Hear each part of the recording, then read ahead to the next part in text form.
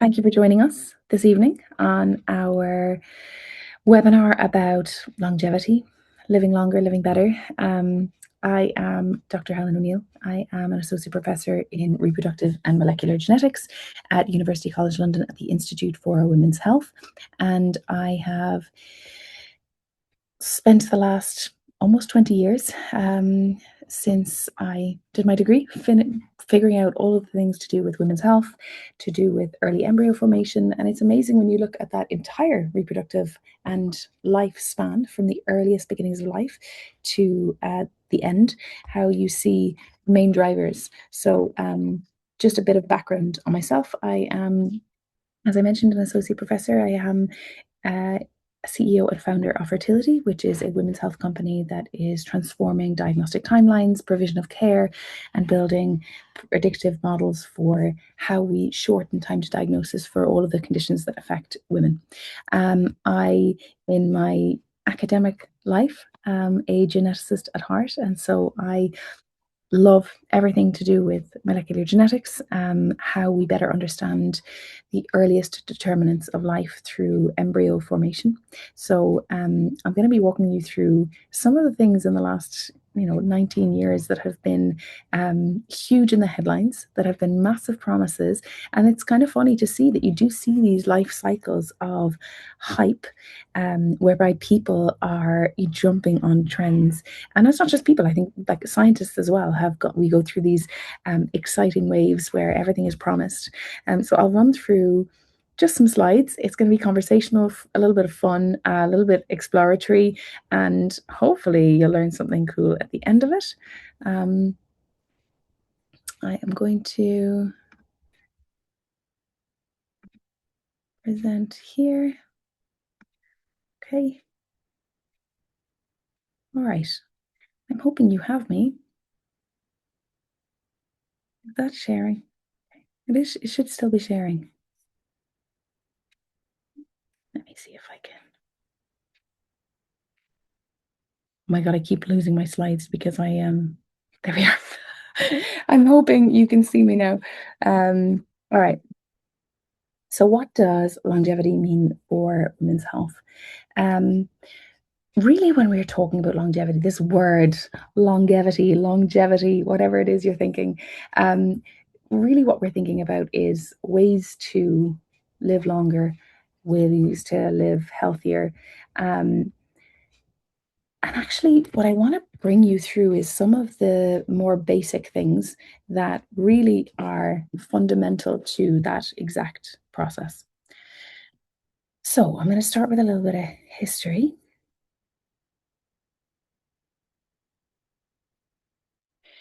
And wonder about the ultimate elixir of life.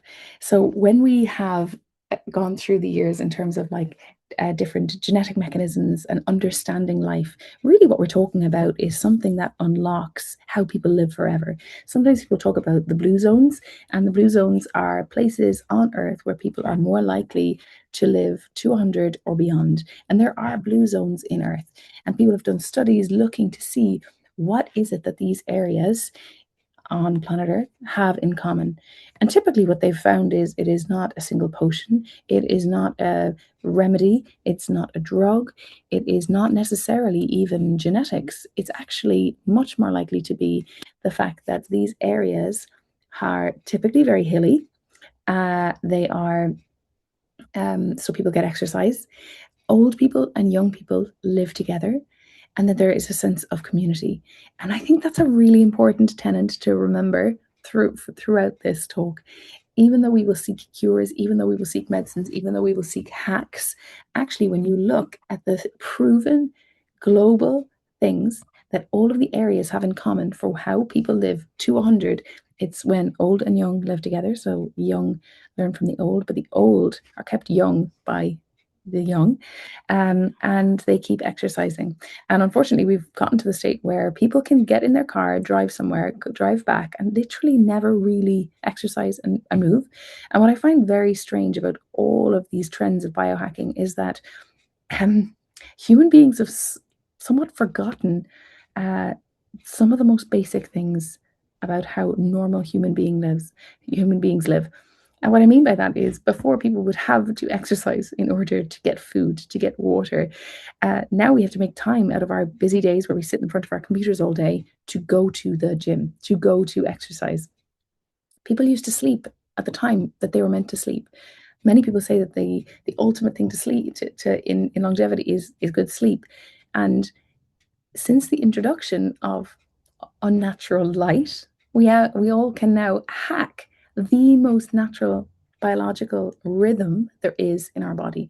And so that just brings me to another point about rhythms. Biological rhythms are something that are hardwired into us, but that actually we have disrupted so significantly.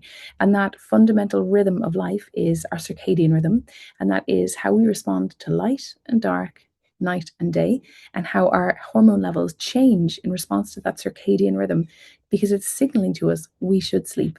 And unfortunately, a lot of people short circuit that through lights, blue lights with your screens, and doom scrolling the hell out of things.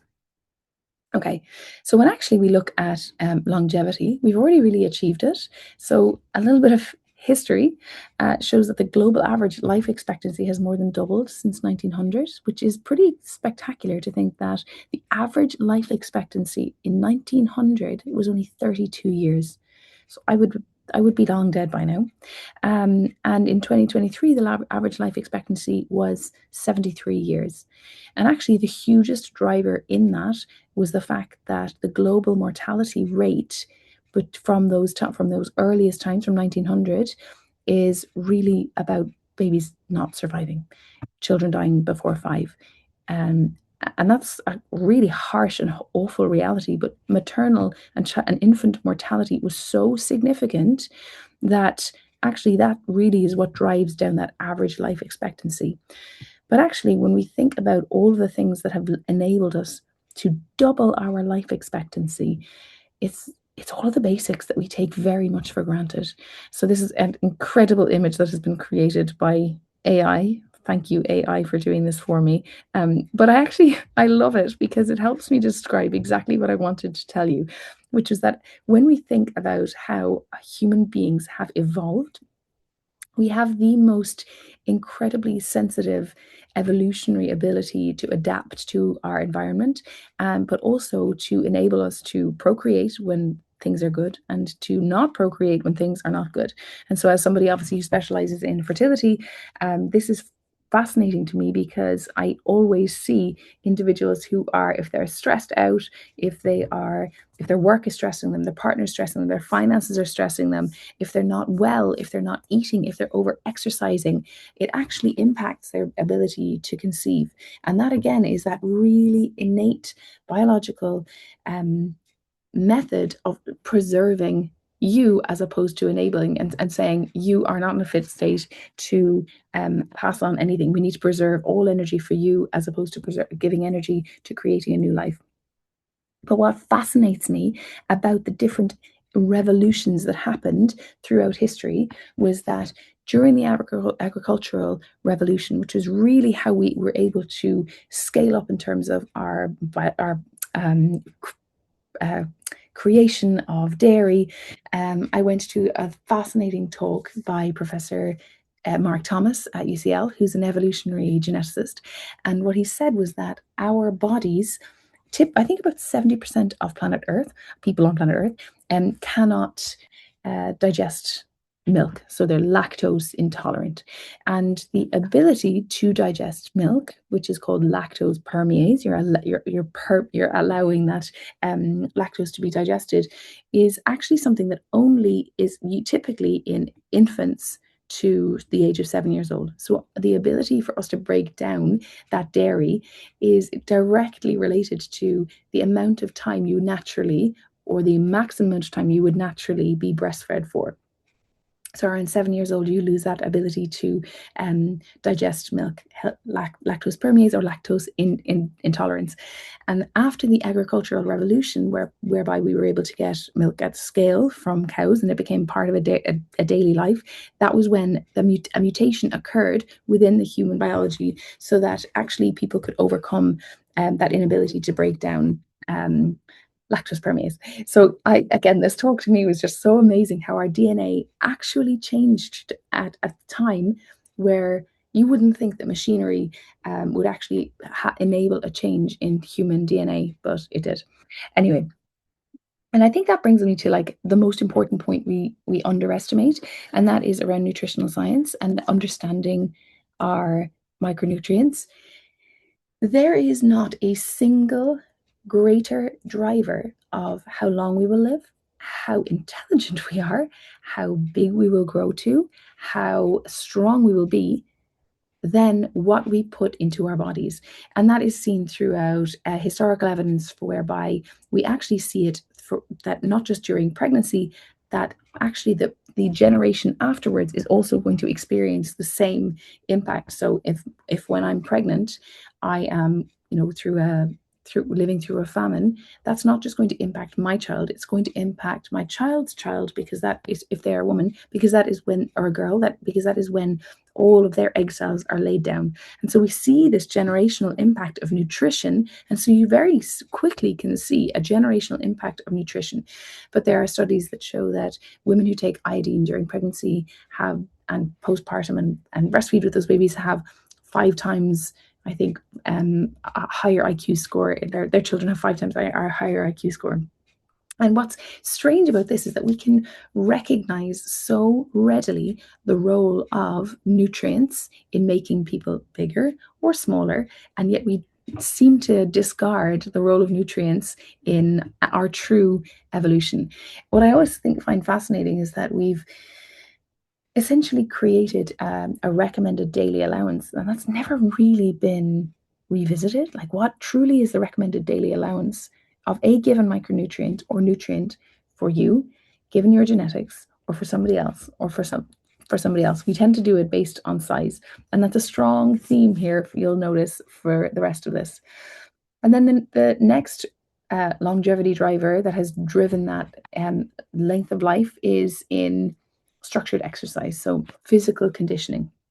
And actually, we see that the greatest thing that we can do for our for muscle tissue, muscle memory, repair, for our cognitive function is exercise and increasing our own strength through movement.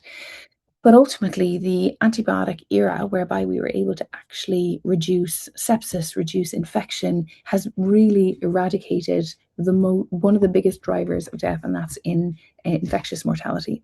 So actually, what it may be that instead of individual elixirs, we'll see subtle changes to the way we treat individuals, but also our understanding of what we can actually do to increase our health and longevity from an individual perspective. Okay. But is longevity just avoiding death? So longevity is not a health span. Actually, what we know from longevity is that it's a culmination of a lot of things. So when we talk about avoiding death, to get to the next level, like what are we all going to do to live beyond 90, from 90 to 100, or to sustain to live at 100 to 150 years? Is that even possible?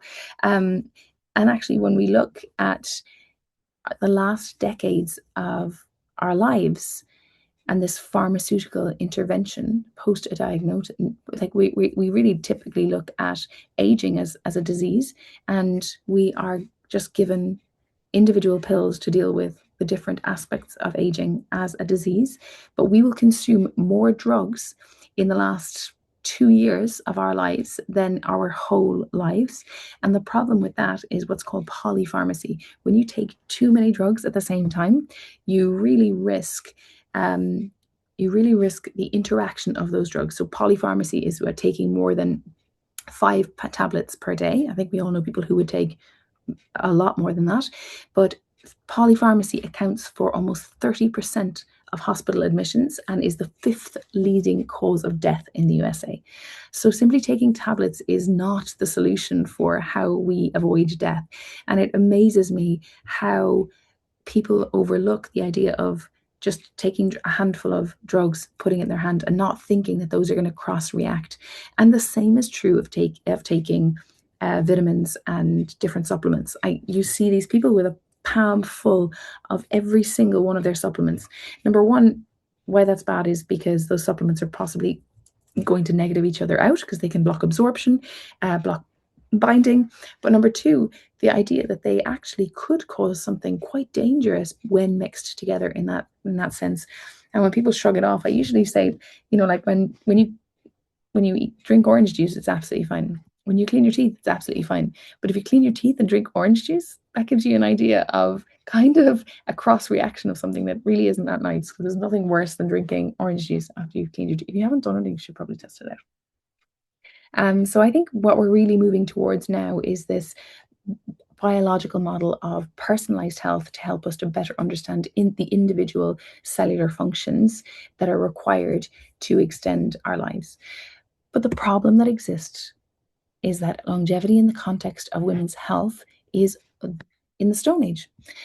Historically, we've only been ever viewed, and actually, when we think about longevity or avoiding aging, it is the biggest market in the world for women, but nothing to do with keeping us alive for longer, just everything to do with keeping us looking younger for longer. The women's health longevity sphere has pretty much been reduced to anti-wrinkle creams, never looking at cellular or physiological health or the role of our hormones in actually keeping us alive. So I'm going to be talking through some of the things that actually people talk about these elixirs of life. And as somebody who did their PhD in stem cell genetics, stem cells were one of the things that were thrown about as being the cure-all thing. And there were headlines, covers of all the news articles saying stem cells were going to be essentially what enabled us to regenerate anything. So to tell you what a stem cell is, we are all made up of trillions of cells, but all of our cells aren't the same. We have liver cells, lung cells, muscle cells, brain cells, heart cells, and they all act in quite different ways. But ultimately, all of our cells derive from one of three kind of layers as we are in an embryo. And I'm not going to get too technical, but the reason this matters is that when we start to form as the earliest version of ourselves, a sperm and an egg come together, they form an embryo. Um, you then form three distinct germ layers. So these three distinct germ layers, you either have your ectoderm, which is everything that forms from the outside, like ectoderm, like your skin. You have your endoderm, which is everything that forms on the inside. And then you have your mesoderm, which is everything connective. So, like your muscles, your bones, your tissue.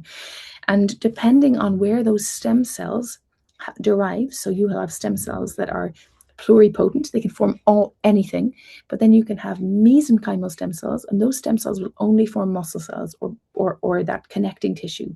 You can have endodermal, and those will only form like your gut, your inner organs, essentially.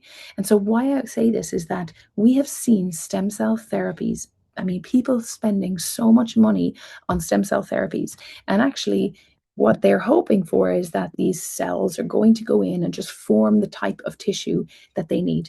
And up until now, what people have really been doing is taking advantage of the incredible potential of stem cells without knowing what's really going to happen.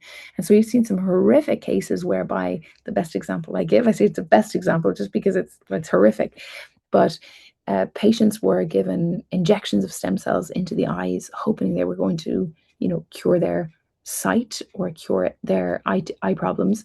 And because these stem cells, this was done in a patient who actually the doctor set up this clinic, unregulated clinic, and did both eyes at the same time rather than one at a time.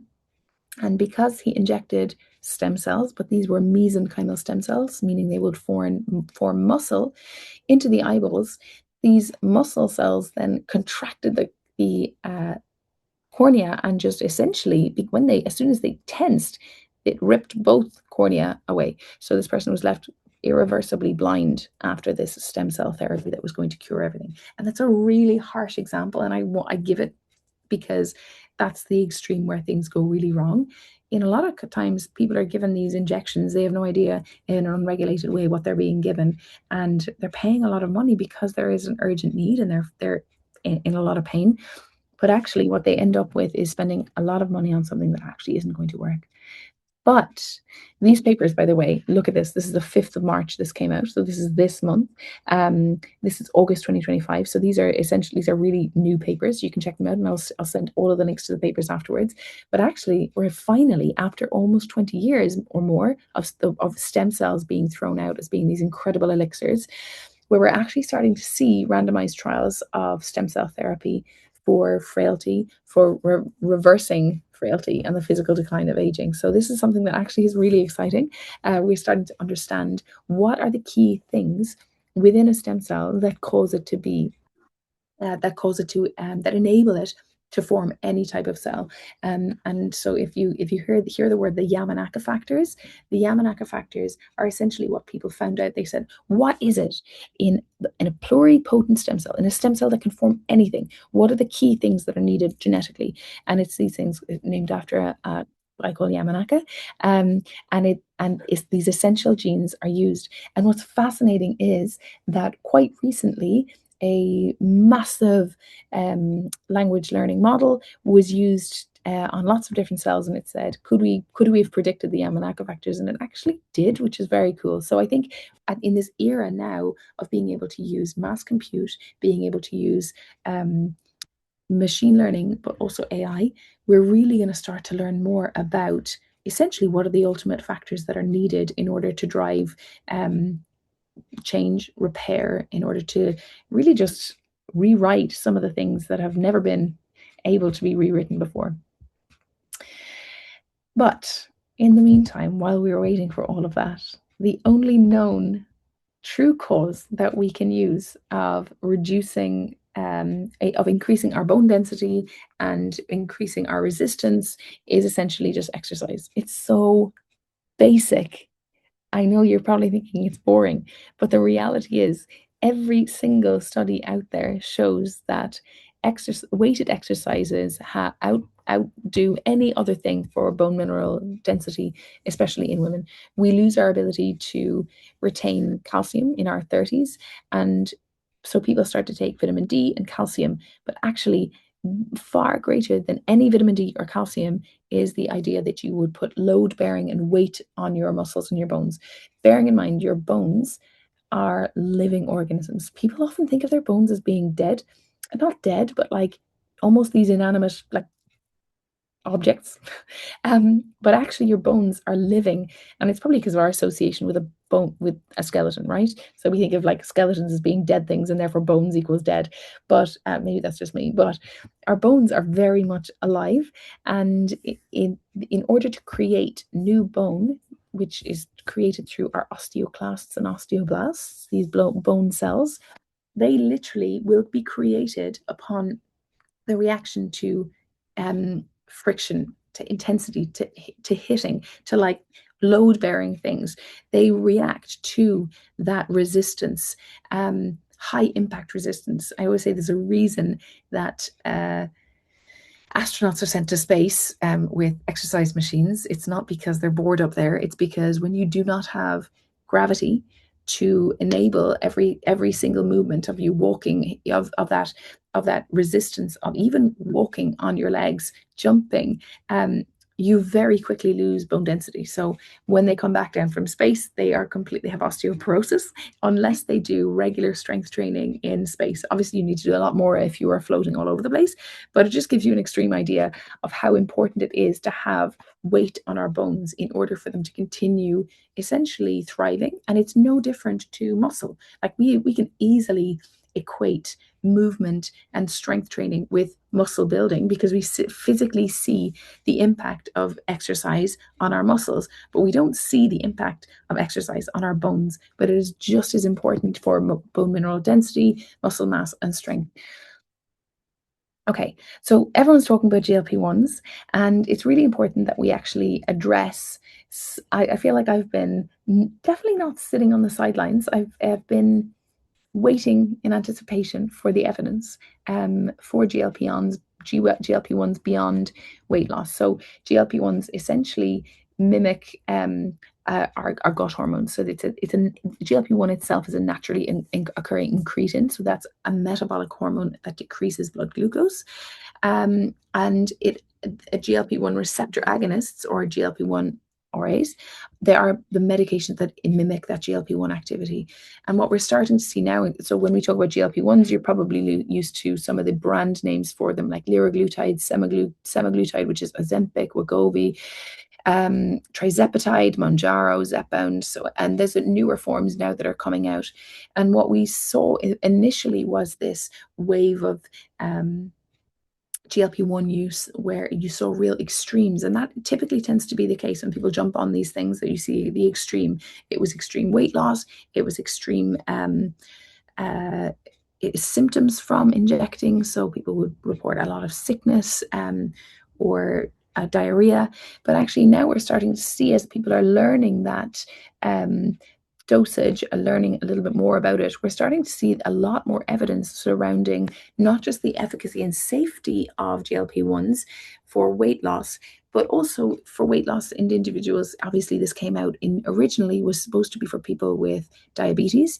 And then obviously you see this wave of individuals who are taking it in the absence of a need for in being in a diabetic state, but just for weight loss.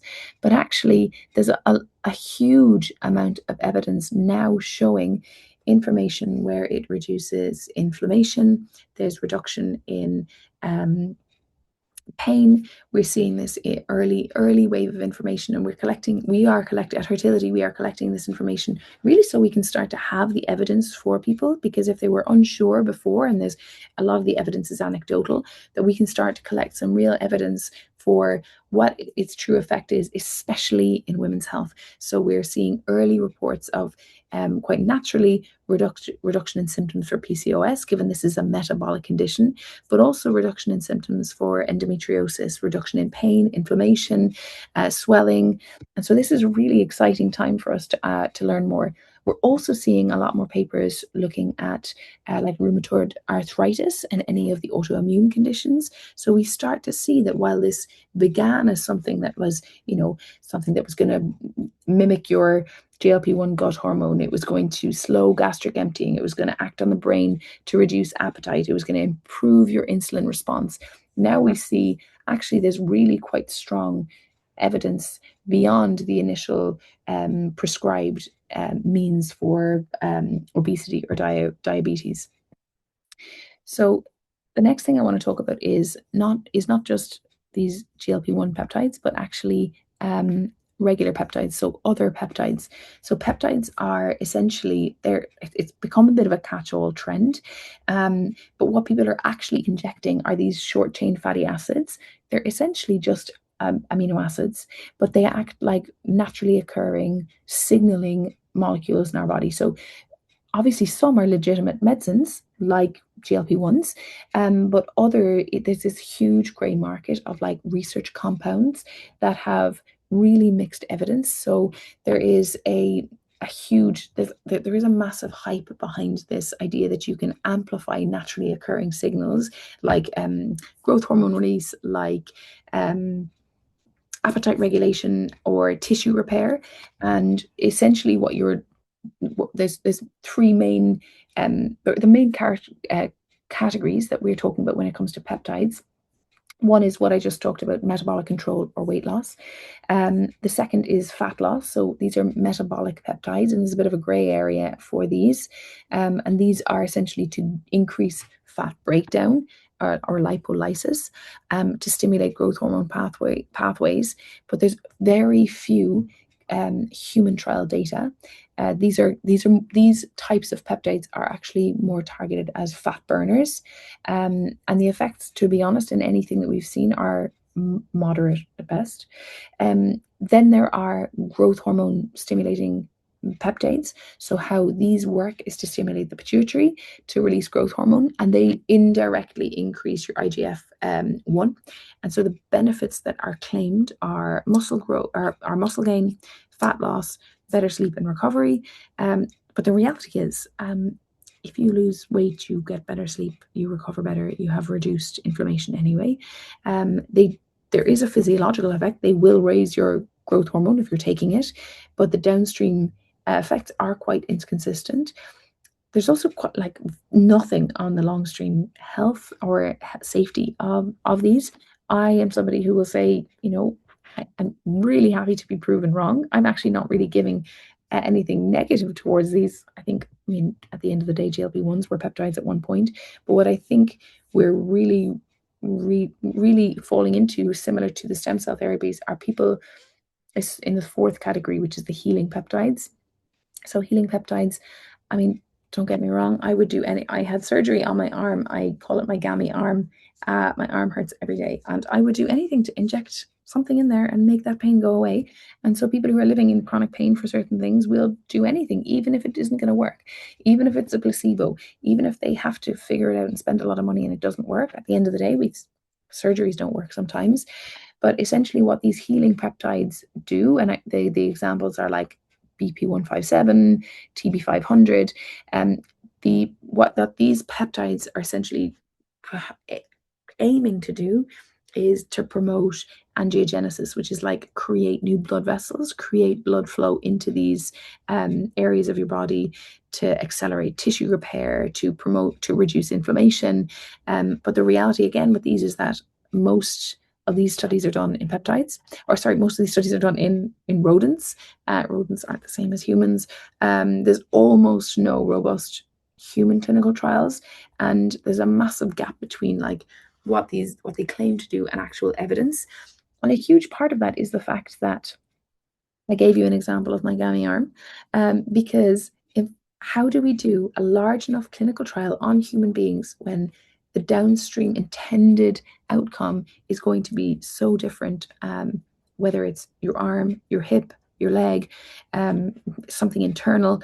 I guess it's very hard to see. I always think whenever these things come out, I wish the companies that were selling them would just collect some meaningful data. They would ask some meaningful health questions. They would follow up with the people who are forking out the money to be like, 6 months in, 6 weeks in, 1 week in, have you noticed any difference? Like, they would do themselves a favor, because if they had any evidence for how it worked, they would actually ultimately use that for their own gain. But the unfortunate thing is we don't actually have any evidence for these, especially the anti-aging peptides. So some of the anti-aging peptides essentially want to like activate telomerase, and telomerase is essentially the end of all of our chromosomes. And one way that we view our chromosomes aging is that our chromosomes shorten at the telomeres, which is the ends. And so these anti-aging peptides are supposed to activate telomerase so that you prevent that, cellular aging in individuals. So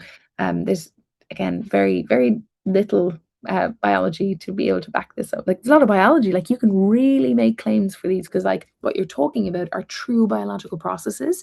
And so it's very easy to extrapolate that, like, this is a peptide we need, we lose it, if you replace it, you are not going to have this decline in your health. It's just hard to prove. So if anyone's on taking these peptides, reach out, let's do some studies together, we'll find out what's working for you. Okay, so some of the other incoming trends. Again, I'm going to go through them. Cold plunging, hyperbaric chambers, seed cycling, and menstrual cycle hacking. Some of these are really not are really been shown to be, like, again, a lack of evidence. When I talk about a lack of evidence, I'm like, show me the data. I'm not saying it doesn't happen. Like, nothing annoys me more than when people are like Luddites and they refuse to acknowledge that something new could be actually transformative. But I'm one of the people who also loves to see the evidence. And if you're going to make that much effort into creating something as fancy as a hyperbaric chamber, you really want the evidence. There is some weak enough, but evidence nonetheless for hyperbaric chambers with certain conditions, but certainly not for the everyday person. So I want to talk about seed cycling and menstrual cycle hacking, just because it seems a little bit like intuitive, right? That when we are lacking in certain hormones, that we would actually supplement with certain foods or seeds that could mitigate the loss or the avoidance or the lack of hormones that we have at that given time in our cycle. Again, if anyone does seed cycling or they hack their menstrual cycle, I would love for you to reach out and tell me what it does for you, whether it works. I think ultimately it's a healthy way for somebody to eat more seeds. We all need more fiber. But people do tend to come down on it just because I guess there's nothing published on it. And some people will come back saying it's very expensive. Now, I don't think it's expensive. And I think we all need more seeds and fiber. So I reckon go for it. Um, but again, when we look at lifestyle and our hormones, I think hormones are the most fascinating and profound aspects of our health that are the most overlooked aspects of our health. They affect our mood, our weight, our skin, our metabolism, our sleep, our sex drive, our um, our everyday function, our productivity. And so when somebody isn't at their peak, it is more than likely their hormones that are at play. Um, and actually, we know already that individual lifestyle elements can impact your hormones. Whether it's over exercising, your hormones can go into like absolute protection mode. Stress, like this fascinating study recently in terms of like stress and women, is that when we look at our nervous system, our ovaries themselves have their own nervous system. So it is implicitly wired into our nervous system that actually, and that makes sense, right? When we talk about that evolutionary protective mechanism to prevent us from being able to procreate unless we are psychologically safe, physically safe. Um, it makes you realize how quickly that system can be triggered by our environment, that it would shut down our ovulatory function through stress. Um, but nutrition is something so much more than like consuming food for calories. Actually, what we're learning more and more about nutrition is the direct role that our gut microbiome has on our ability to produce, synthesize, and create estrogen. So, estrogen to me is the ultimate elixir of life. And so, if you are lacking the gut diversity in order to synthesize and break down and digest estrogen, really that is having a huge impact on you. So, um, more on the seeds later. So obviously, like other lifestyle factors that we know affect our hormones: smoking, vaping, alcohol use, and individual reproductive health conditions. And that actually, when we talk about how hormones can affect your daily life, I think our hormones have much more to do with our identity than our genes do. And what I mean by this is our identity is essentially how we show up, how we are perceived, and how we perceive ourselves. And when your hormones are a certain way, let's say as a woman, you could have elevated testosterone, it is going to impact how you perceive relationships, people. It's going to impact your tolerance level. We all know that our tolerance levels for certain things changes throughout our menstrual cycle. So at the latter half of our menstrual cycle, we are much more prone to being rage demons compared to our follicular phase or our ovulatory phase when you are much more optimistic. But what fascinates me about that is that it seems so almost unquantifiable, this link between your hormones, your productivity, your mood, your hormones and your mood, your hormones and sleep. And yet the recent studies that have looked at the gray matter in our brain show that the gray matter in our brain changes throughout our cycle. And the part of the brain that it changes is the one that's directly responsible for relationships, nurture, even our like cognitive function. Hence why we become physically more clumsy when we are lacking in estrogen at the latter half of our cycle. So really not to be overlooked how important our hormones are in all of these aspects of our health. That might mean that we don't go to the gym, we don't exercise because we just can't face it. And I think what's amazing about female longevity is looking at the reproductive life stages as separate stages in our lives that require separate support. Each of these stages are punctuated by not just hormonal, but physical and societal change. That is expectations on ourselves, expectations that other people have on us. And so treating these as individual entities throughout our lives and understanding how our lives, how our hormones change throughout our reproductive life is incredibly important to understanding how we are going to age. We have a better ability to predict when you will live as a woman based on puberty, reproductive conditions, your pregnancy related conditions, and your menopause. So it's a really amazing thing to invest in better understanding your hormones when you feel great versus only checking in on your hormones when you feel bad. I always say if you knew what your baseline was when you were at your peak, then that is what you can, that's your ultimate longevity hack, right? When you start to go into menopause and you lose your hormones, if you're going to replace them, then actually you know what level you were at when you felt strong, when you felt cognitively well, when you felt um, healthy. And it really doesn't surprise me that we feel so different depending on the different phases of our menstrual, a different stage of our menstrual cycle.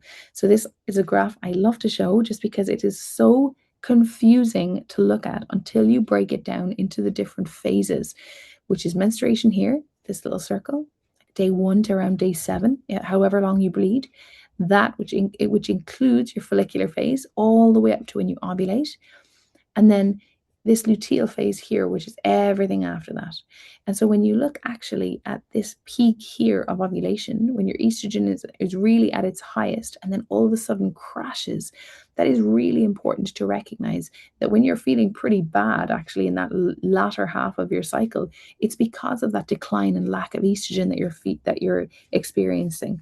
And so it stands to reason that when that's happening every single month, it has a pretty cataclysmic effect on you, your mood, your cognitive function.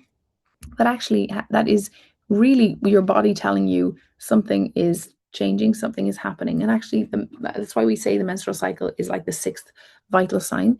And so, actually, if you're looking for ways to improve your overall longevity, and you are experiencing menstrual cycles, then actually don't overlook irregularity in your menstrual cycles. Whether it's time bleeding, too long or too short, amount you're bleeding, too much or too little, and the time between individual menstrual cycles. All of those are huge indicators for your body telling you whether you do or do not have sufficient hormones throughout those cycles, throughout that cycle, to make all of those vital processes happen, from folliculogenesis, which is all of those eggs forming, to ovulation, an egg being released, to that luteal phase afterwards.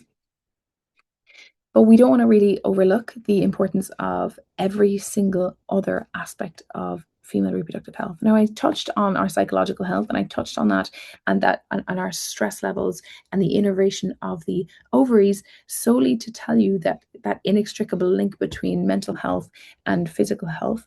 But actually, that is probably the most overlooked aspect of reproductive health in women.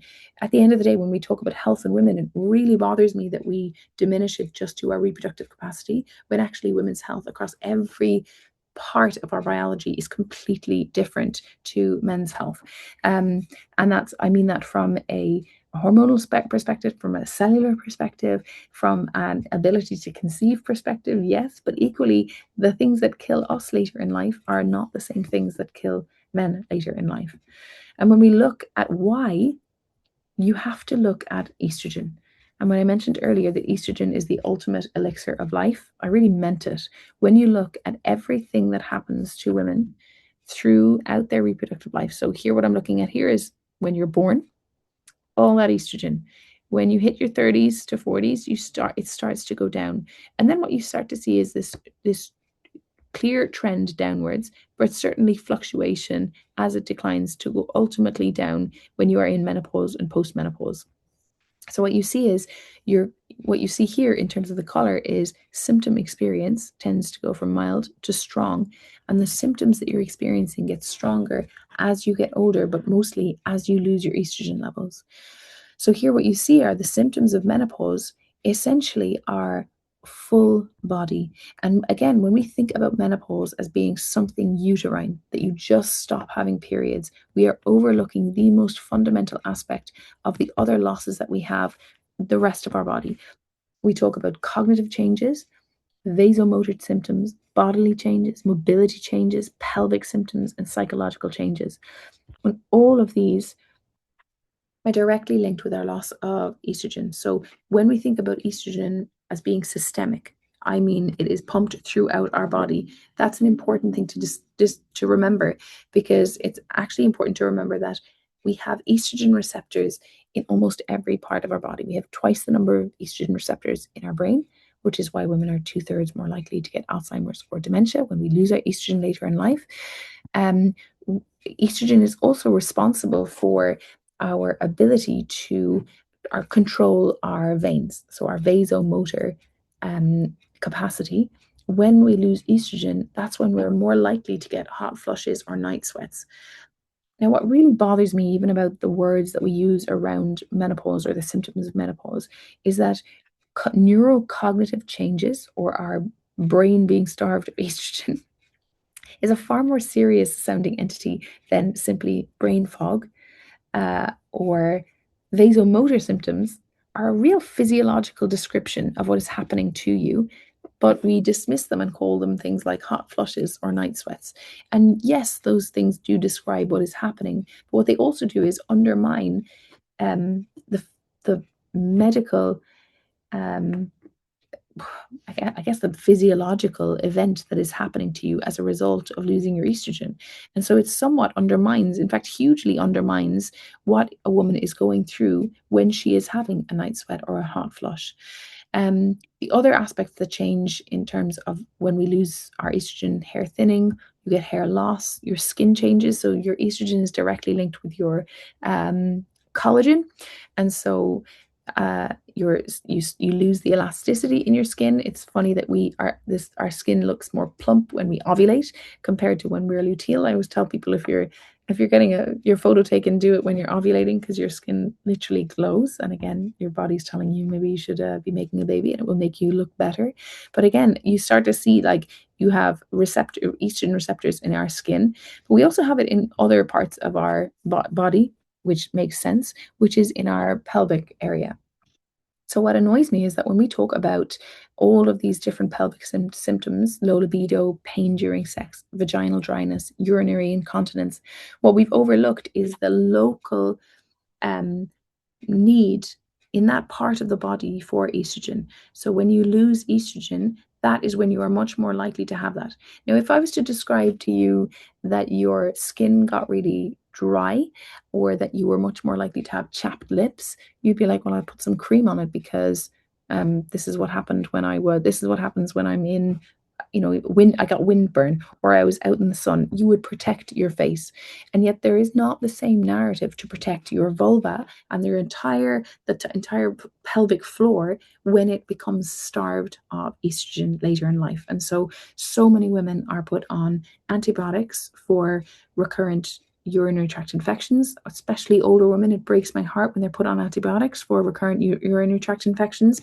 And what does that do? It dries out their um, microbiome. It messes everything up. They're much more likely to then get recurrent infections. Studies show that 10 years later, the microbiome hasn't recovered.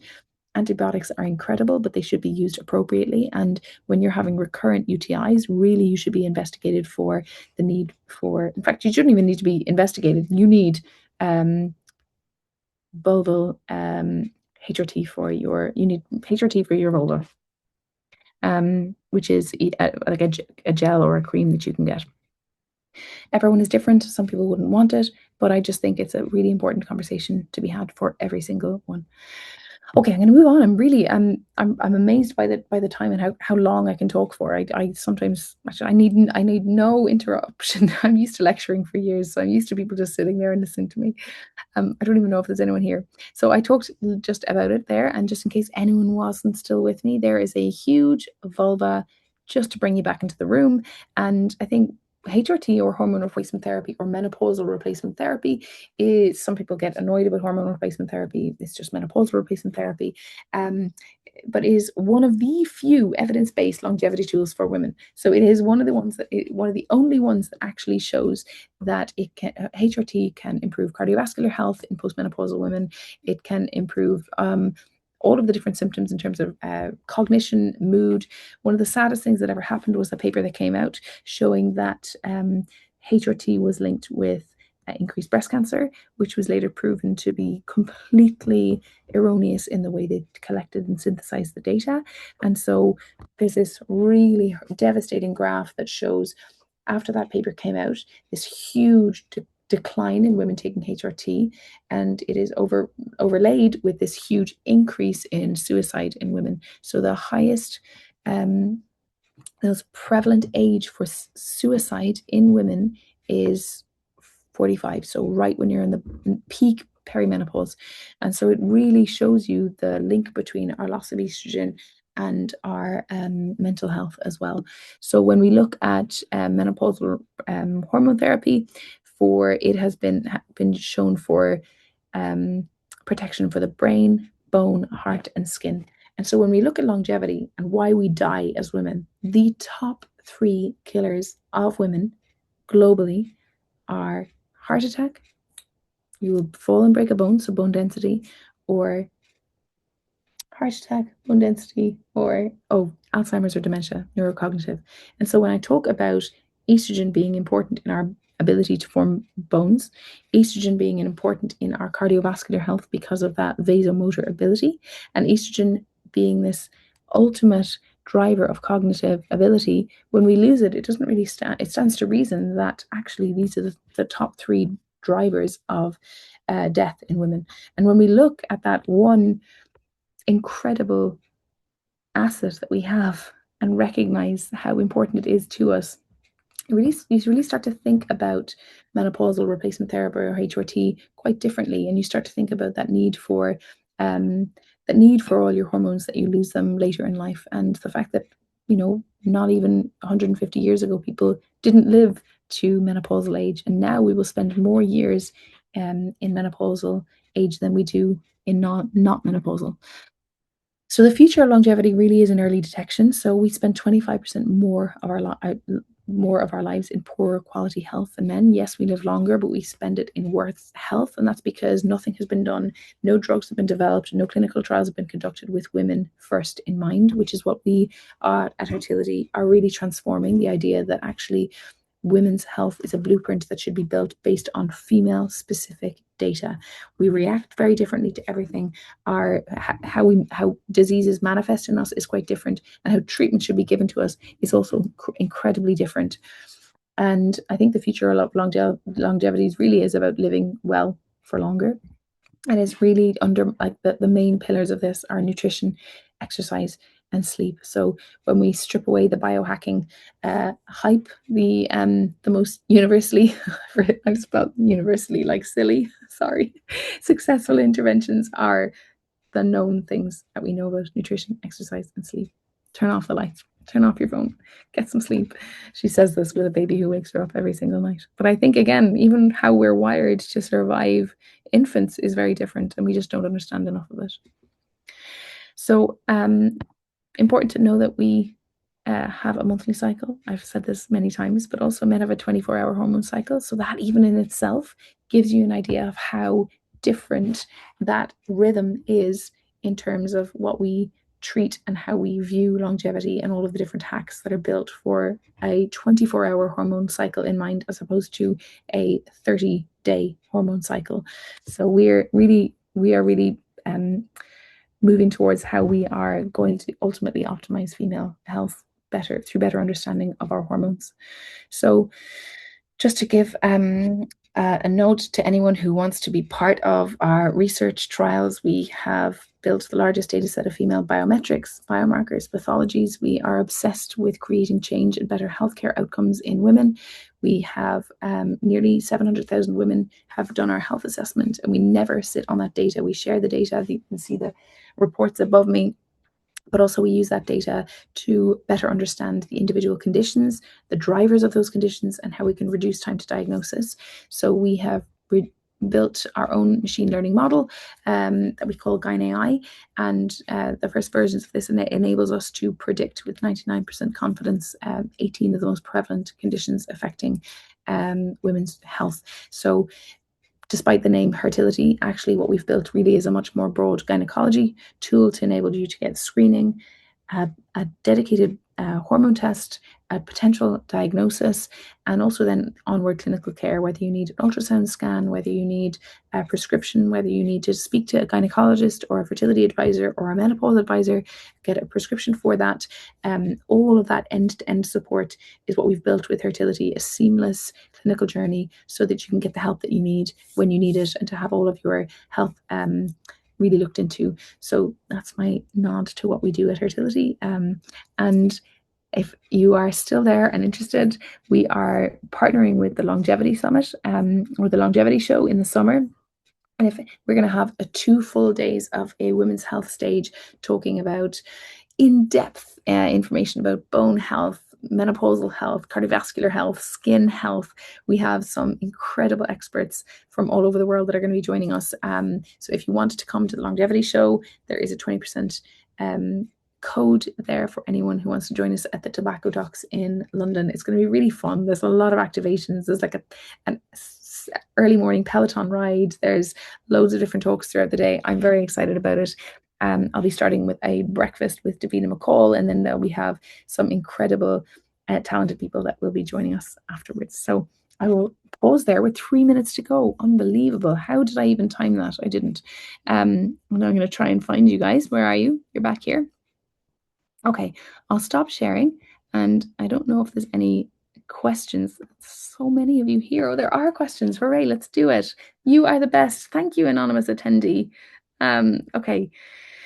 All right, let's look. Somebody's asked about actually the early studies on bone density and GLP-1s. They're saying that actually some studies show that taking GLP-1s results in bone density, but actually the most recent well-conducted trials on bone density loss are the same irrespective of what way you lose weight. So when you lose weight, you are likely to lose bone density, irrespective of whether it is natural weight loss through exclusion of food, GLP-1s, or bariatric surgery. What we see through more slowed weight loss through smaller doses of GLP-1 use is actually the reverse. We do not see a loss of bone density. I'll share with you the paper afterwards. We see actually increased bone density. What's important to note about when people do our higher doses of GLP-1s is that if you lose your appetite, you're obviously not going to be eating, and so you naturally lose nutrients as well. So there's a lot of nutrients that might be lost through that. So that is really important. That's really important to take note of that recent study that's actually saying it's not going to reduce your bone density. So let me get to how can you take part in a trial? Okay, so you can email research, I think it's researchtrials@fertilityhealth.com. So that research trials, I'm going to double check and we'll send it in the email summary. Sorry, there's so many different questions here, talking about preventative health and tracking menstrual cycle. Somebody's asked about tracking your menstrual cycle. We have an amazing app at Fertility. Do our test, download the app, track it, be part of this reproductive revolution. We're the good guys. We're promising to do things differently. Can you take HRT pre-menopause? You should take it. You should essentially know where your hormones are right now. It really depends on your symptoms. It is not about what your hormone levels are in order to take it. It is based on your hormone levels and your symptoms, but mostly your symptoms. And so understanding where you are prior to losing it is important, but actually taking it too early can be risky. What's important to know is that when you start to change, this is why I think like every woman should test every 6 months. It's probably every year at least, so that you better understand where your symptoms are, how your symptoms are related to your hormone levels as well. So I am going to hopefully go through a lot of these questions. Thank you. It's researchtrials@fertilityhealth.com. I'm going to go through some of the questions, our top questions that have been asked. Do you know what? Somebody's asked, is there a discount to take a test? I don't have one now. I will try and send one in the email afterwards. But it is the most worthwhile thing that you will do, is to just better understand your hormones and to just check in before you lose them. Understand what is the driver of your symptoms. Ultimately, it's about your health. Ultimately, it's about recognizing what symptoms are linked with what trends you're actually seeing as well. It's about better food. I always say when people ask me what supplements do I take, I try and take as many different seeds, nuts, foods, this is something I haven't done forever. I promise you, I did not eat well before, but I genuinely see a huge link since I have increased my gut diversity. through like small little changes, whether it's drinking a swig of kefir, whether it's putting some, some of those flax seeds or whatever it is, whether it's eating chia seeds in a yogurt, little things like that over time to increase my own gut diversity. I have way less sugar cravings, way less symptoms. So I really think that uh, the the link between our gut health is should not at all be in any way overlooked. I think it's the most important thing. We did a partnership with Zoe, so you can check out one of their 30 a day things that they do. I should know that. I should know it's like daily 30. Yeah, they put 30 different grains and seeds, but again, it can be done through different means. I'm a big fan of the flax seeds mix. They're called Linwoods, and they have like walnuts, flax seeds, I think CoQ10, but they've also got like chia seeds in there, and I just throw them into almost everything, smoothies and the works. And also make sure you get your omegas. I'm sure you were here looking for what my stack is, and my stack is that I'm going to go to bed now. um, any questions we're going to get through, and we're going to try and put them in the Q&A section afterwards. And I hope to see some of you at the Longevity Summit. And thank you so much for joining me for a full hour on what I hope will be the start of a better understanding and better health for women, because we have been neglected so very much. If you do your the health assessment with us, there is a question that asks you at the beginning if you consent to research, but moreover, if you consent to giving us the remaining sample that doesn't get used for research. And I would love if you did, because our biobank is going to be the resource for how we better understand all of the conditions that affect women. So yeah, that's where we're going. Be part of this movement with us, and thank you all for joining us. Take care.